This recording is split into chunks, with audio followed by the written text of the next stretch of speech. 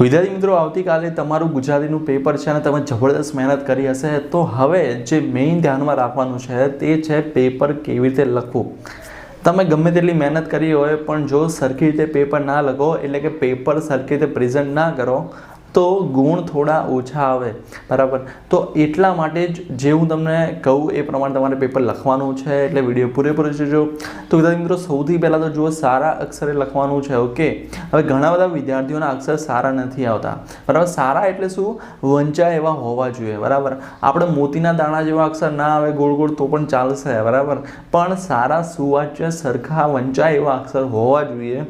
Okay, તો હવે એના માટે શું કરવું? તો જો જે વિદ્યાર્થીઓના બહુ જ ખરાબ અક્ષર આવે છે એમના માટે છૂટું છૂટું થોડું લખો. ઓકે, અને ટ્રાય કરો કે વંચાય બસ. બરાબર, પછી સાવ ઝીણા ઝીણા, ઘણા બધા વિદ્યાર્થીઓ ઝીણા ઝીણા અક્ષર કાઢતા હોય છે, એકદમ ભેગું ભેગું લખતા હોય છે, તો એના લીધે એક તો તમારા અક્ષર ખરાબ હોય અને